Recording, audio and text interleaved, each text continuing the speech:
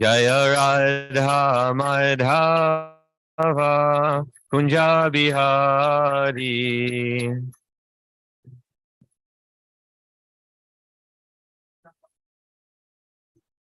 Jaya Radha Madhava Kunja Bihari.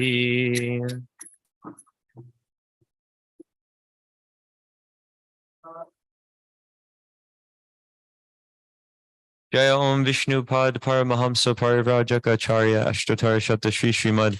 His Divine Grace Srila A.C. Bhaktivedanta Swami Maharaj Prabhupada Ki Jaya.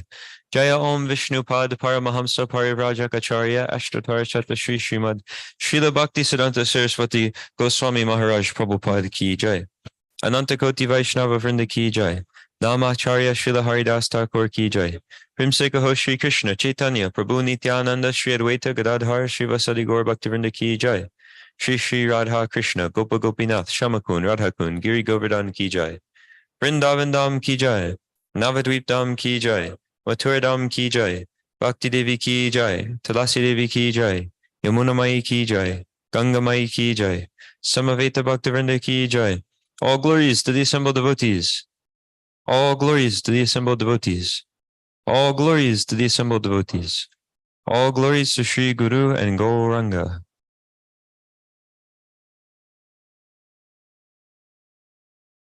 Om Namo Bhagavate Vasudevaya. Om Namo Bhagavate Vasudevaya. Om Namo Bhagavate Vasudevaya.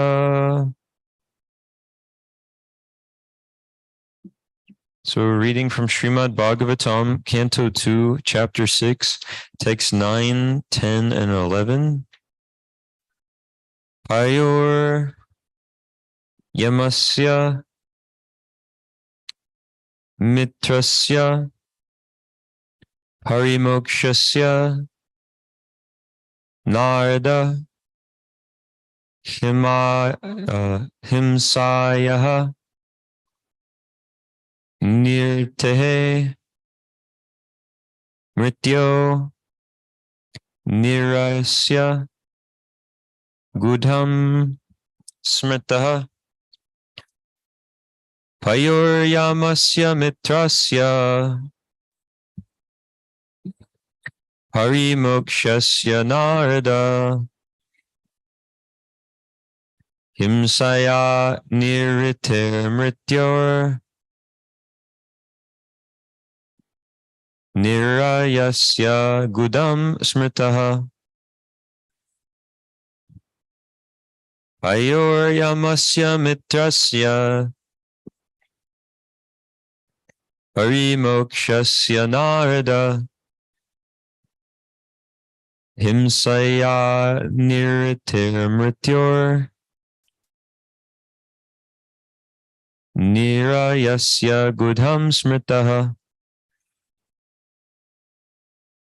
Payoryamasya Mitrasya Parimokshasya Narada Himsaya Niritir Mrityor Nirayasya Gudam Smritaha Payoryamasya Mitrasya Payoryamasya Mitrasya Parimokshasya Narada Parimokshasya Narada Himsaya Nirite Mrityor Himsaya Niritir Mrityor Nirayasya Gudam Smritaha Nirayasya Gudam Smritaha Payoryamasya Mitrasya Payoryamasya Mitrasya Parimokshasya Narada Parimokshasya Narada Himsaya Niritir Mrityor Himsaya Niritir Mrityor Nirayasya Gudang Smritaha Nirayasya Gudam Smritaha Payoryamasya Nitrasya Payoryamasya Mitrasya Parimokshasya Narada Parimokshasya Narada himsaya nitemrityor Himsaya niriter mrityor. nirayasya gudam smritaha Nirayasya gudam smritaha.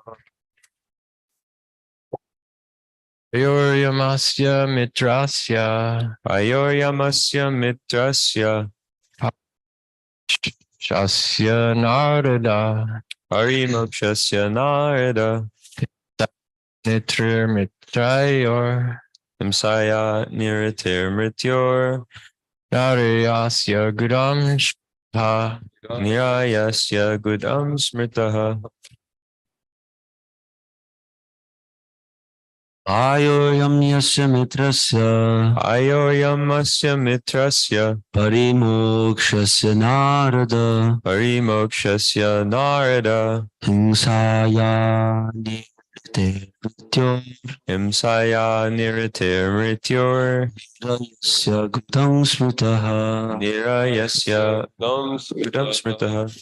Ayoyamasya mitrasya Ayoryamasya mitrasya. parimokshasya narada Parimokshasya narada. himsaya niter mrityor Himsaya niriter mrityor. nirayasya gudam smritaha. Nirayasya gudam smritaha. Ayoryamasya mitrasya Ayoryamasya mitrasya. parimokshasya narada Parimokshasya narada. hingsaya nirite mrityor Himsaya niriter mrityor. nirayasya gudang smitaha. Nirayasya gudam smritaha. Payuhu, the evacuating outlet. Yamasya, the controlling deity of death. Mitrasya, of Mitra. Parimokshasya, of the evacuating hole. Narada, O Narada. Himsayaha, of envy. Niritahe, of misfortune.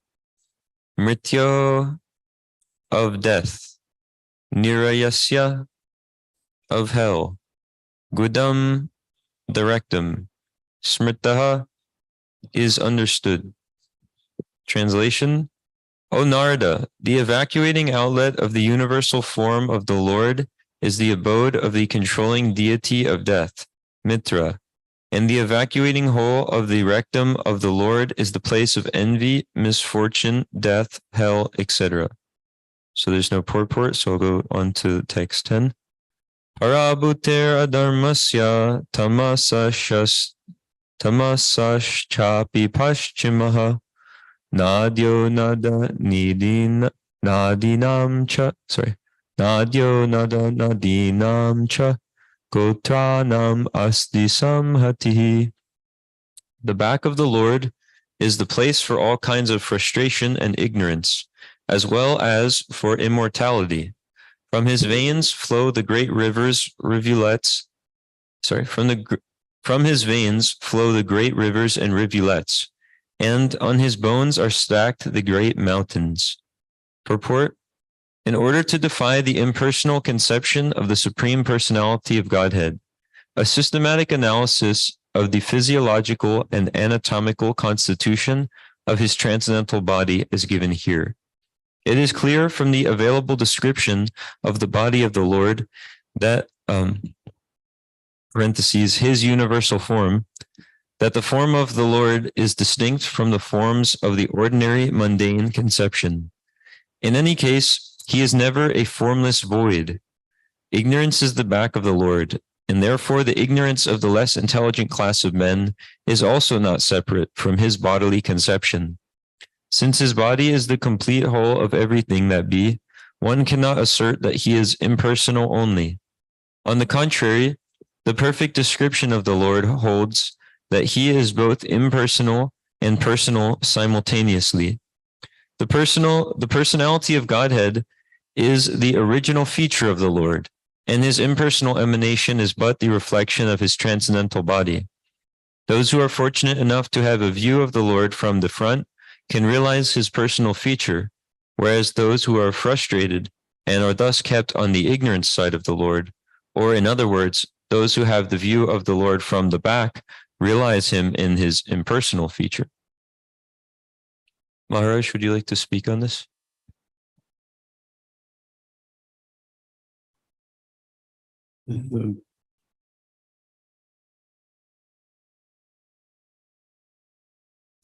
Often comes up. Question, many people say that I can't believe in God because if God existed, there couldn't be so many evil things in the world. And they think this is a perfectly good excuse for not believing in God, for becoming an atheist. This answers that question. No. Evil is the backside. Evil, he even gave the example to a girl who asked this question.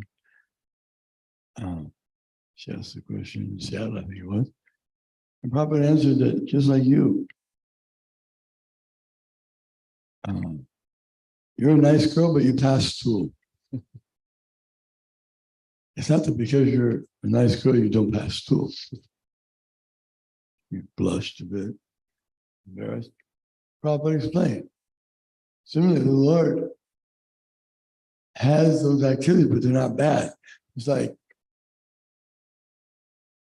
we may not like the smell of these things, but we're happy that our body's rejecting these things, extracting these things from the healthy body. And we don't decry it. We deal with it. So similarly, the Lord has, evil is not because of the Lord. That's a material conception. There's nothing evil for the Lord. Everything is perfectly good. But for those who see materially, they make distinctions on duality. This smells good, this smells bad. This person has performed this sinful act. He shot that person. So a person in ignorance would say that's a bad deed. But from the Lord's point of view, since he gives everyone free choice, they're allowed to make such decisions in order to keep their free will. If God were to take away the free will of the living entities, then they would be dead stones. They have no individuality, no choice, no ability to do things wrong. So you might think, well, that's what we want. If God is good, he can create a good world where there's nothing wrong. He actually does do that. That's the spiritual world. Spiritual world is exactly what they're talking about. They want the kingdom of God, but they don't want God. Their idea for Raj Ram is good. We want the kingdom of God, but no Ram, without Lord Rama. We want the kingdom of God, but then you have to do good. You have to do what God wants. Then you can stay in the spiritual world with the Lord eternally. There'll never be any sins. You want that? It's available. But what if you don't want that? Should those who don't want that be allowed to live? You could have a big discussion around that. Some people would say no. If they don't do good, they should be annihilated. Well, God doesn't believe that. He isn't like that. His idea is let them live, but they'll live in a place that's relegated to them. And they can impose their misdeeds on each other, on those who impose them on others. But for the devotees who are not imposing such evils or wrongs on other living entities, they shouldn't be subjected, and that's the way the Lord has set up. So it's a perfect setup. But you have to understand how it's perfect, how the Lord is working. Every living entity has free will. And he can choose that which the Lord wants or that which the Lord doesn't want. And he wants that for all living entities to have that free will. And that's good. And it's good that the Lord tries in so many ways to correct the misdeeds, the wrong mentality of the living entities. He comes himself, yada yada hi dharma siglanam, bhavati bharata, yutanam dharmasya, tatmanam shijamyaham. He comes millennium to millennium to annihilate the miscreants personally. The biggest demons get to have a match with the Supreme Lord. That's what they're looking for. Waiting for the chance to take on the big opponent. So if they're really powerful, they perform a lot of austerities, then they get a chance to fight with the Lord. Not much of a fight. It's kind of like a fight against a little mouse and a big cat. Not much of a fight, but anyway, they get their chance.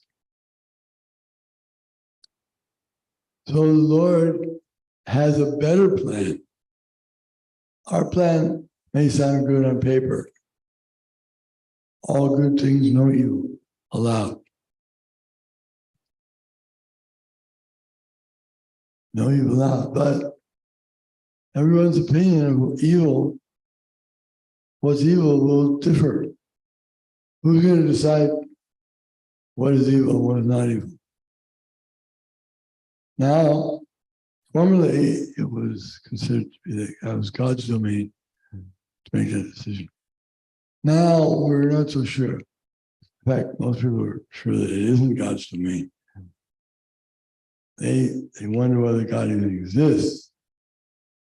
And so now everybody has their own view, or some groups have their view of what's evil and what's not evil. And it changes every day. But still, the absolute truth stands. And what the Lord says, that is Dharma. That is that is religion. It may not be the same in all circumstances. That which appears to be evil may not be evil. It's like you could say cutting one's arm off with a sharp blade is evil. You cut some man's arm. Yes, it may be evil in some circumstances. In some cases, it may save the man's life. If the arm was not cut off, then the whole body would be destroyed. So it's not evil, it's good. Similarly, anything the Lord does, it can never be evil. It's always good. Even the worms that are put in the stool that have to live there, I mean, that's a disgusting thing to do. Why would he do that? Make that their living place. Because it's their desire. A pig actually enjoys living in filth. If you take it away from him, he'll cry. He wants that filth. He doesn't like sweet, nice, fresh, clean things. So there's different types of living entities, and they're all given their choice. And the Lord is so complete that he gives them their place, and they can exist They can even have a colony of others who exist just like them and are happy there. But still, he tries to reform. And that's the greatness of the Lord, that even though he provides everything, he recommends the best type of life, which is surrender to him. Thank you, Maharaj.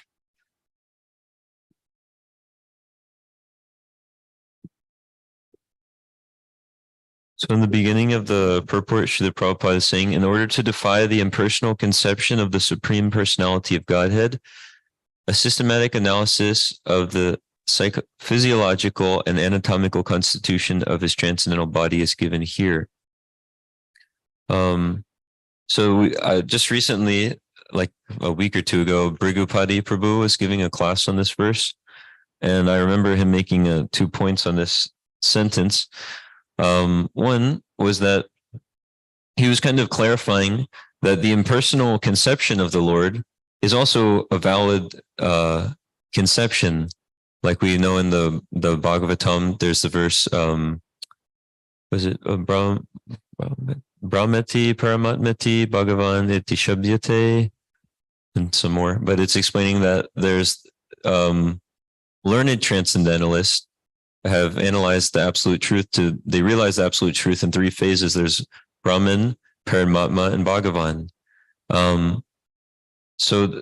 We know that the impersonal conception, there is a valid impersonal conception of the Lord. So in a nice way, he explained how it's to defy the misconception that the impersonal conception of the Lord is the supreme or the topmost.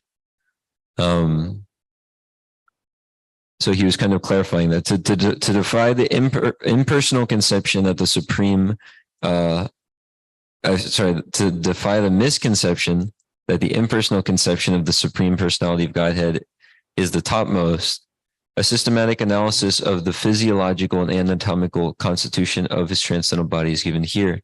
And so this part is really important because Prabhupada is explaining the purpose of this presentation of the universal form, which we've been hearing about. The whole purpose of it is explained right here, that it's to defy or get rid of this misconception of his impersonal feature being the supreme feature of the Lord. And then later on in the paragraph, the other point that I remember him pointing out was that after some explanation here, then Prabhupada says, in any case, he is never a formless void. So again, he's making like one of the main points. In any case, he is never a formless void. So we see that everything has its place in the body of the Lord, and that the Lord is never impersonal or void.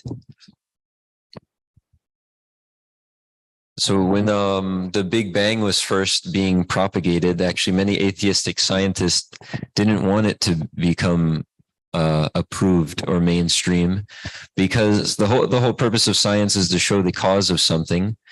But with the Big Bang theory, there's not a cause in the beginning. It starts with nothing or an unknown factor. And then from that, everything somehow comes.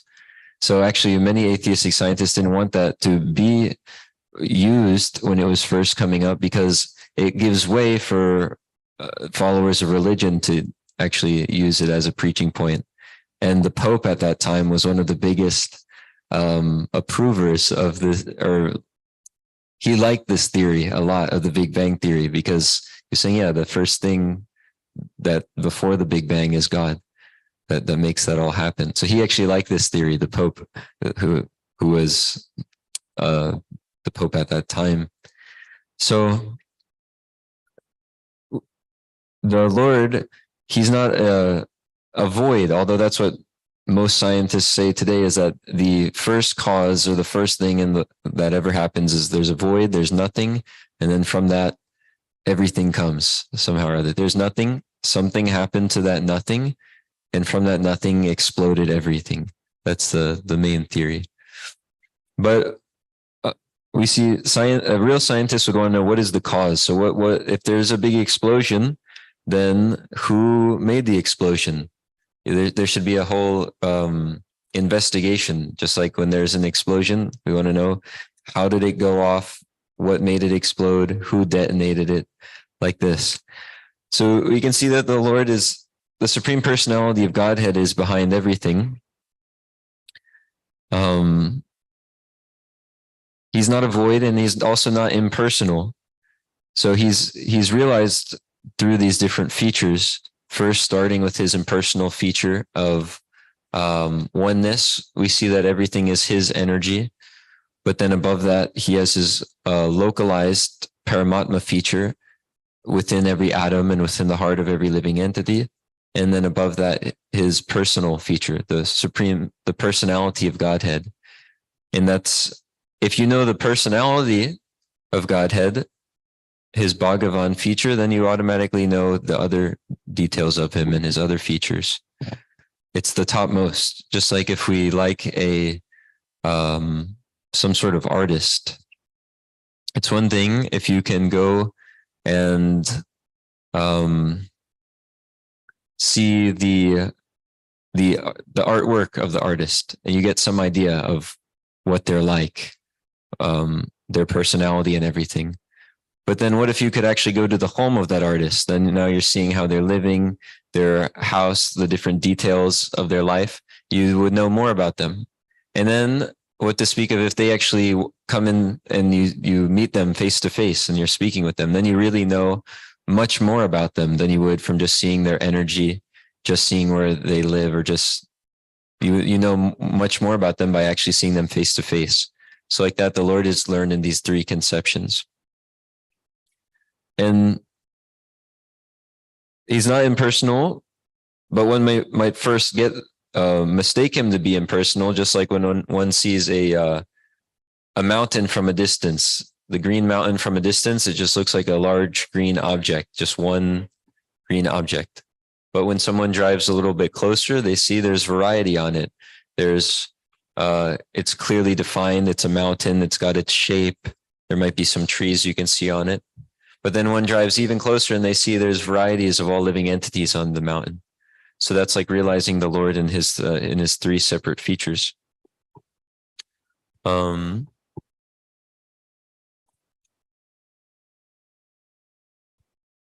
So the Supreme Personality of Godhead, he has his form, he has his qualities, his name and his pastimes. Otherwise, how would we have if we're all coming from him, like Christians say he's the Father, then naturally the son of a father, he has many of the same qualities of the Father. The Son has a certain personality, certain form, certain mind, certain way of looking and speaking, because the Father has some of those things. Or all of the things that the Son has is coming from the Father. So if we have form, qualities, personality, all of this, then where is it coming from? It's coming from the Supreme Personality of Godhead, Krishna, who has his personal feature. I remember reading a really nice analogy that Maharaj makes in the Garga Samhita, where someone may have some impersonal misunderstanding, and they may think if in the supreme, or if in the spiritual world there's just one supreme being, or there's just Radha and Krishna, then how can there be other like relationships between other living entities and other variety if the center of all of it is Krishna? So there was a really nice analogy that made it all actually make a lot of sense. So that's the question. How, if there's two beings who are one but separated into two, Radha and Krishna, and they're the center of everything, how is anything else going on? Relationships, variety, all of these things.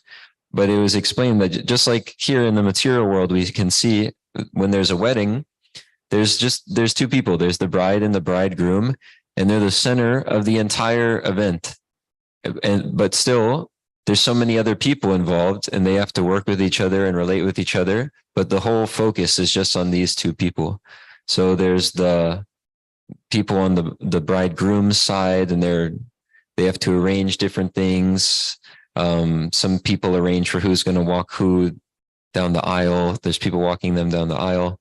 On the bride's side, there's all of them, and they have to arrange different things, what to wear. They all have to have some matching thing.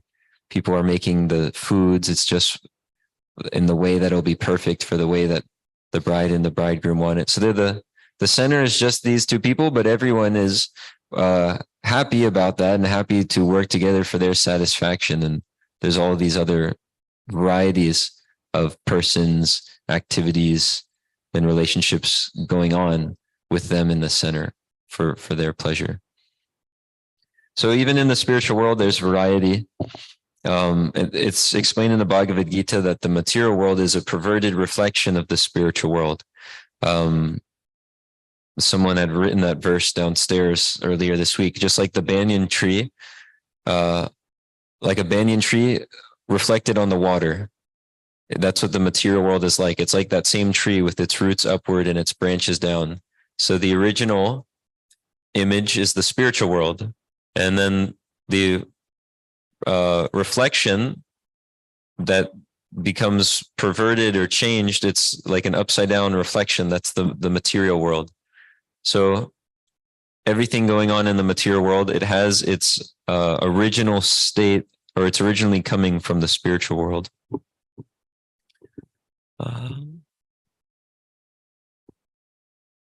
And Prabhupada writes in the purport that those who are fortunate enough to have a view of the Lord from the front can realize his personal feature, whereas those who are frustrated and thus kept on the ignorant side of the Lord, or in other words, those who have the view of the Lord from the back, realize him in his impersonal feature. So in the Ishopanishad, there's one mantra, Hiranmayena patrena satyasya pahitam mukam tattvam pusham apavrinu satya dharmaya drishtaye, where the devotee is praying to the Lord to please retract your blinding effulgence so that I can see your real face. So we see that beyond this impersonal blinding effulgence is the real face of the Lord that the devotee wants to see. And there's many examples throughout the Bhagavatam of people who were originally impersonalists, such as the four Kumaras. So they had this impersonal conception of the Lord, and they went to Vaikuntha, and when they saw their beloved master, Lord Narayana, and actually smelled the tulsi leaves that were offered to his lotus feet, then from that contact, they immediately became pure devotees. Instead of impersonalists, they immediately became devotees of the personal form of the Lord, because they got a higher taste. They realized what is the supreme goal, what is above this impersonal conception of the Lord, is his transcendental form. And they were so amazed just by smelling the tulsi leaves on his lotus feet. So the personal form of the Lord can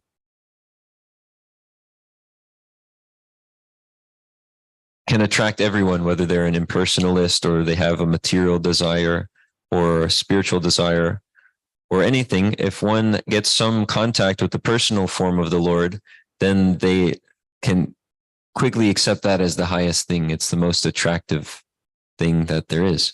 Srila Prabhupada says in one lecture that if you just once see Krishna, then you'll forget all these nonsense material desires, all these nonsense material things. Because that's what everyone is really looking for, is Krishna, and he's all attractive. That's the meaning of his name. Krishna means all attractive. So if one comes in contact with him in any way, they can easily forget all of this material nonsense, material desires.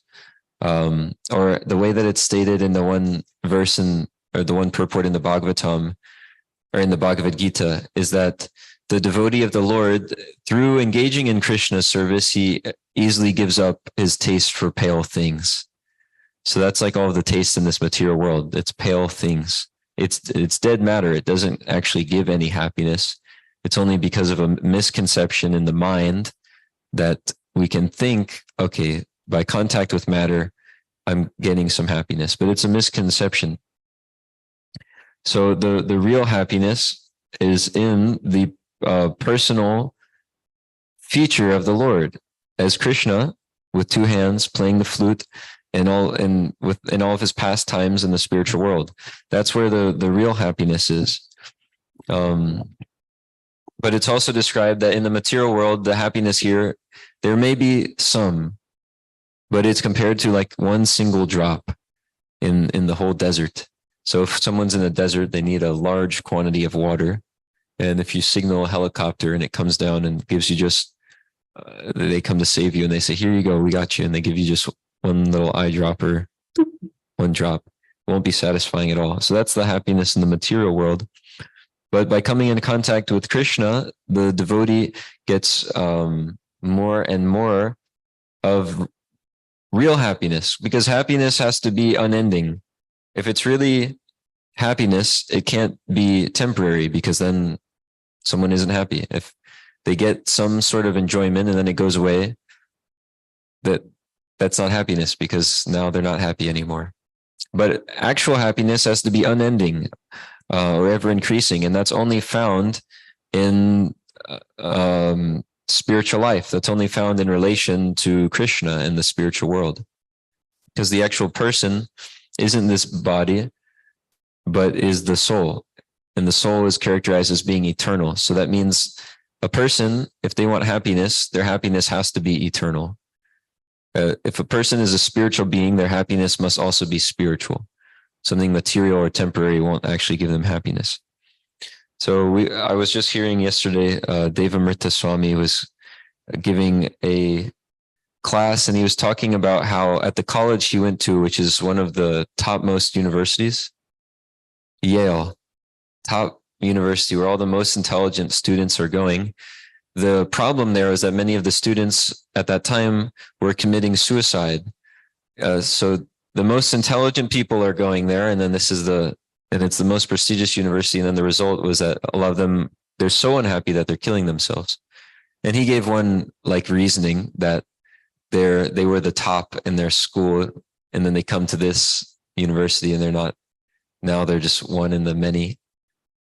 But he talked about how because this was going on, the school decided, okay, we have to do something about it. So they got the best guy, counselor person, most caring guy to be in charge of the student care, to make sure that this suicide problem decreases. So he's like the head of the student care, and he's looking out for all of them, and he's going to fix this and show them how to be happy. But then on the next National Suicide Prevention Day, that person killed himself. So then after that, they decided that they would have to make it an official course in the school. So topmost school, most intelligent people going there. And now one of the official courses is something like how to be happy, or the science of happiness. And there's 4,000 people in the student body, or in that class at that time. And 1,000 of them enrolled for this course. So that's huge. It was so big that they couldn't do a normal classroom. They had to use the concert hall of the school. So now 1/4 of the most intelligent people in the most intelligent university are going to learn how to be happy. And so he said, I'll share some of their lessons on how to be happy. He said one of the first ones was that they taught this principle of relishing. So they said that because it'll be rare or something like that when you get some happiness, that you really have to stretch out that moment or that memory of the happiness. So after you do something in your life that makes you happy, then you've got to really, exclaim and celebrate it, jump up and down and, wow, that was the best. I was so happy. So when we were hearing these salute, Radha Damodar and I were hearing this in the car the other day. And as he gave these solutions, I just kept thinking that's so sad, because all of their solutions for how to be happy, they're all based on the principle that whatever happiness someone gets is going to be very fleeting and temporary. So that was the first one, is this, you really celebrate it and work it up so that you can remember it and relish it, the happiness that you got. And then the other one was to take a picture, because then you'll remember it longer.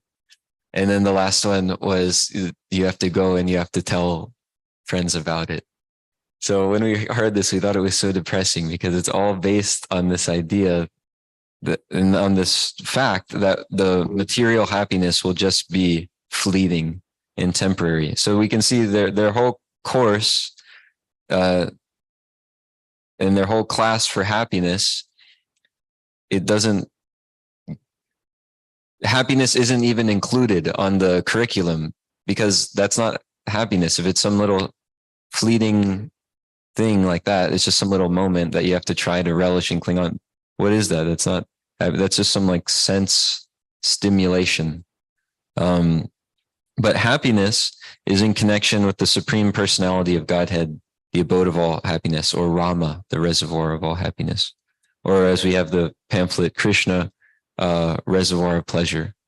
So that's real pleasure. Real happiness is in relation to the Supreme Personality of Godhead.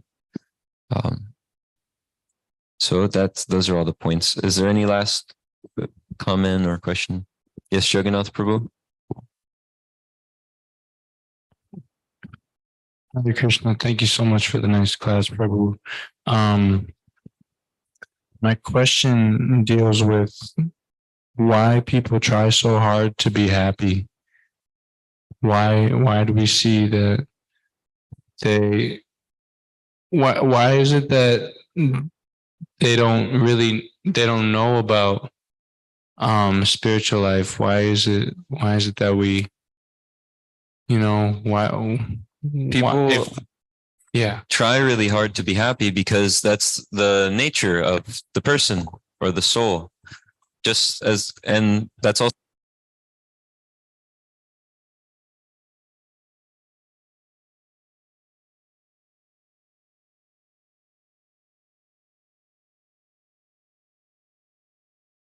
so the soul, or us, we're also made of eternity, knowledge, and bliss. Same ingredients, same quality, but different quantity. So while Krishna is made of unlimited bliss, unlimited knowledge, unlimited eternality, we have all of those things, but in a minute quantity. So people are trying to be happy because that's their natural position, is to be happy, to be blissful. That's the natural state of the soul. But the problem is looking for it in so many material things, because those won't give any happiness. They're material. The person is spiritual, and they're made of spiritual happiness. So what they're needing is spiritual happiness. And that comes from the place where spiritual happiness is in full, and that's Krishna and his abode, his activities, his name, his form, his pastimes, his devotees. So the person is looking for happiness, and its real place is in the person's home in the spiritual world, which is made of these things. Krishna is made of Ananda, or bliss. We're also made of Ananda, or bliss, but we won't get it from temporary material things. Okay. Srimad Bhagavatam ki jai. Srila Prabhupada ki